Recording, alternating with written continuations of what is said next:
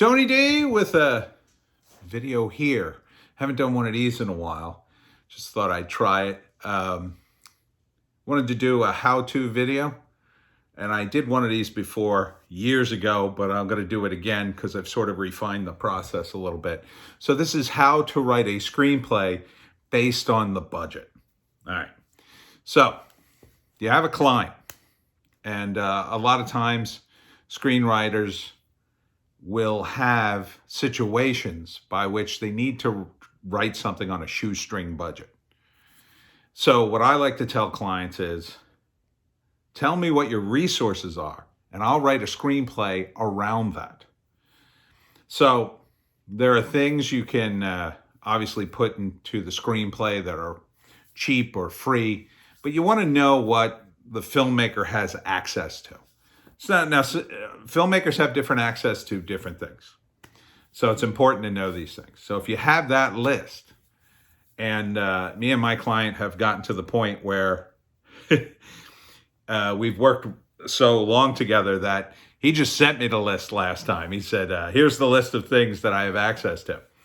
And so what do you want to look for? Well, the first thing, of course, is locations. Locations. That's going to really dictate a lot of what the screenplay can be.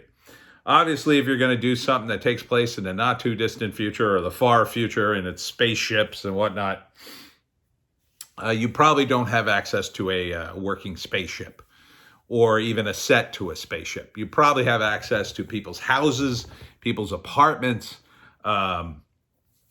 You probably have access to stores and things like that. So one of the things you can do is you can cheat, right? You can cheat certain things. So after you make the list of locations, a lot of times what you want to do is make a list of locations that you can cheat, right? So in my client's case, he's got a lot of, he's got friends who have houses or apartments or whatever, but he also has access to locations that he can make look like certain things. So for instance, you don't need a lot if you want to make something look like an office, right? You see the background behind me, which I've used in the past. It wouldn't take much to turn this into, for instance, a psychiatrist's office, right? The only other thing we would need is another chair or a couch for the patient to sit on, depending on the kind of movie it was. And in fact, the room that I'm in right now probably would be a good office-y type place. Depending on how you shoot it. Now, the opposite wall of the room I'm sitting in also has a fireplace and a stone wall. So you turn the camera around to face the other way, and this same room could be used for a romantic scene in front of a fire. Because we have the fireplace works. I rarely use it. And you could light a fire, set out candles and whatnot in a romantic scene. You could shoot that too. And you could shoot in the same room and make it two different locations, right? So the psychiatrist's office is just for the psychiatrist scenes. As long as I didn't show, as long as I kept these blue walls for the psychiatrist scene and didn't use those blue walls for anything else, the audience would pretty much say, oh, okay, that's the psychiatrist's office. The map in their brain of the movie would be like, oh, that's the psychiatrist's office. Likewise, when I turn the camera around for the fireplace scene, the romantic scene, as long as I kept the blue walls out of it, which I can because the whole wall is stone, they would say, oh, that's the romantic cabin or whatever you would call it in the film. Because a lot of times what you can do for locations, and this is something to keep in mind, you don't have to show the characters entering the place. You just have to show them approaching it, right? So for instance, the stone wall that I've referenced with the fireplace, you could pretend that that's in a cabin if the scene isn't too elaborate. Like if there were a bunch of scenes, it would probably be hard. But let's say, for the sake of argument, there's only one scene the character takes a date up to the cabin and they just have to have a romantic date, and then that's basically the end of the scene. You could then go to a cabin that you don't even have access to. Maybe one with a parking lot, something public on the street, and you could just have the characters get out of the car on the public street and walk down the sidewalk towards the sidewalk that eventually leads to the cabin. As long as the cabin's in the shot, and as long as you sort of have permission to show it, or it's generic or whatever, kind of depends on the situation. If it's somebody's house, you might have some problems. But, if you get permission, just say, oh, we're going to shoot on the street. Is that okay? And we may show your house in the background. Is that okay? As long as you don't show their address or what street they're on, they'll probably be fine with it. You should probably ask for permission. But you might be in a situation where you could show a cabin, for instance, that is part of a state park. But from the outside, at the right angle, it just looks like a cabin. And you would say, oh, this is a vacation cabin. And maybe it has a chimney on the side to indicate the fireplace. And then when you shoot that scene on the inside in a completely different location, it works. So these are some of the things you could do to cut cost and make other scenes in your trailer depending on your needs. Now, the current screenplay I'm writing is a sequel to a previous screenplay. I can't get too into it, but I'll say that a lot of the action took place in the main location. I'm going to make one up. It wasn't a house, but I'll say a house. Right? We had access to the house, so we shot the 90% of the movie there. There's a few other scenes, but most of it all the important scenes takes place in the house or in and around the house. So for the sequel, you got to mix it up a little bit. So I have some other scenes, but again, the budget's about the same. It's still a pretty low budget movie. You can't have car chases, can't have elaborate scenes with lots of people. You can have scenes where it's implied there are a lot of people. So for instance, you might have a scene where somebody's working in an office and you want to imply that there's a lot of people in this office, but you don't have the money for extras. You don't have the money to go to a real office. You're actually shooting this against a wall like this in somebody's house. And but you want to imply it's a much bigger room with dozens of people. How do you pull it off? Well, simplest way would be to have a tight shot of the individual, of the actor, doing whatever they're doing for the scene. And then in the background, you play background noise as if they're in a full room. There's like a big room.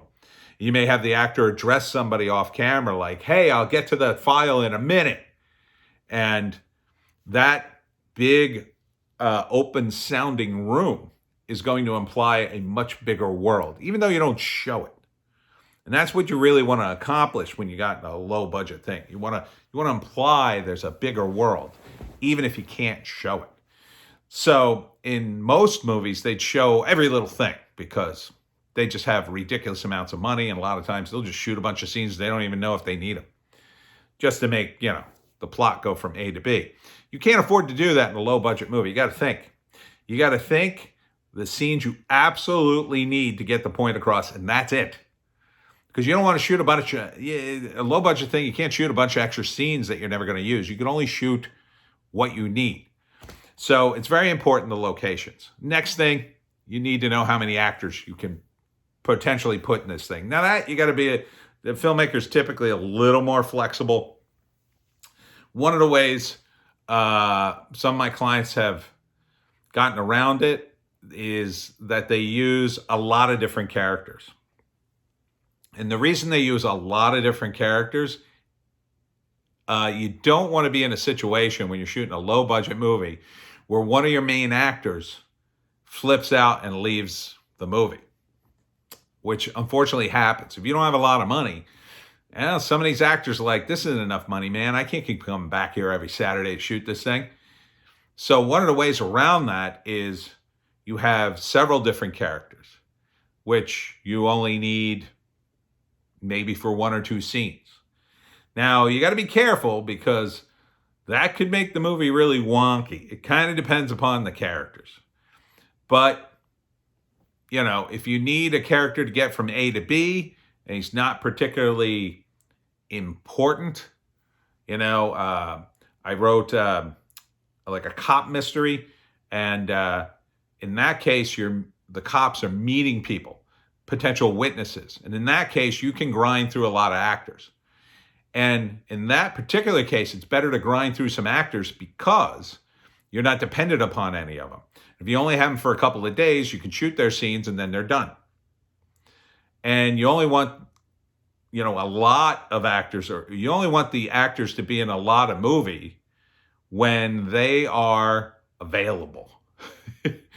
So if you have actors who, check out, I mean, I had a situation in which, I was working on a sequel, and the producer said, well, we can't bring that actor back. You can't use that character. So I had to come up with a reason why that character wouldn't be in the sequel. And that's fine. It's, if you have time ahead of time, it's usually perfectly fine. But, if you write the damn thing and then you don't consult with the producer, well, you might be in a situation where it's like, oh, crap. Now I got to go back and rewrite this thing. So you got the locations, you got the actors. And then the next thing is maybe the props and the vehicles. These are big things too. For the vehicles, a lot of my clients, they'll basically have access to their own car. And in one case, there's a motorcycle. They might have access to a helicopter or a plane, but when you get a client like that, they probably have a little bit of money. We're talking like most normal filmmakers, they're middle class.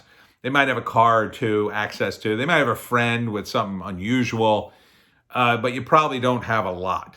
And you definitely can't wreck these cars or do any stunts or anything. It's going to be very hard to do that. Now, you might be able to pull up and screech to a halt kind of thing. You might be able to pull away from the curb really fast if you're, in an isolated area and relatively safe and the camera's not on top of the car. But you can't really do any serious stunt work, and you can't write that in. So you got to make the plot what you can do that's exciting. So in one case, I did a scene in which instead of the characters shooting at each other, which would have made it would have been more sense in a Hollywood production, the characters ended up in a one-on-one struggle with a knife. So that's an easier thing to do because you can get a retractable blade, like a theater blade, or you don't even have to show it. The actors can be struggling, and then the knife goes below camera, and then the actor just acts. The actor with the knife brings his hand down during the struggle. They're like struggling, and then he brings his hand down and he just drops the knife and then like pushes the edge of his fist into the other actor's stomach, and that's his cue to go, oh, like that. And then, later you can add a blood or whatever. Blood's kind of easy to do in a movie. And then you don't really even have to show a lot of it. In a big Hollywood production, you might show a guy's head exploding or whatever. In a small production, you're going to do something that's gritty and more realistic, very grounded, because you just don't have the money to do anything big. And most importantly, for a low-budget film, and I'll wrap this up because this is high-end video and it takes me forever to upload, the most important thing you could do is make it more character-based, more psychological. It's got to be more in their heads. People got to be watching the characters and the dialogue more than the car chases and the stunts, because you're not going to have any stunts, none worth a damn. So the payoffs have to be psychological. They have to be character driven.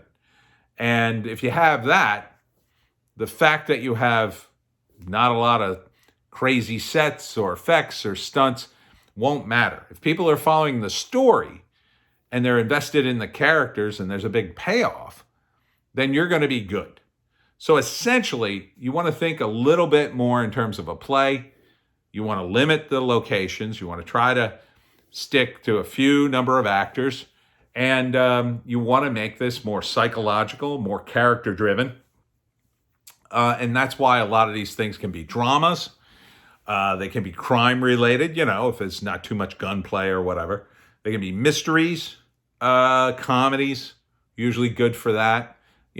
Sort of grounded comedies, not like airplane-style comedies.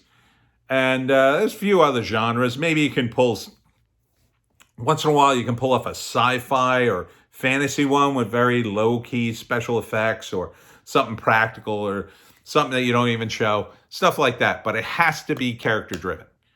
It has to have a plot people are invested in because they don't have anything else to invest in. So it's your writing that's going to save the day on a low-budget feature. And that's it for me, Tony D, and Little Joan, who didn't want to come into this room for some reason. I'm done for today. Tomorrow, I will be at one more bar and grill in Tabernacle, New Jersey on Route 206 from 11 to 3 during Gator Weekend. It's the last day for Gator Weekend. If they got any gator meat left, you better get it on Sunday. And then at 4 o'clock, I'll be at Zed's Brewery in Marlton, New Jersey for my talk on how to hunt the Jersey Devil. Thanks for tuning in. We'll see you tomorrow.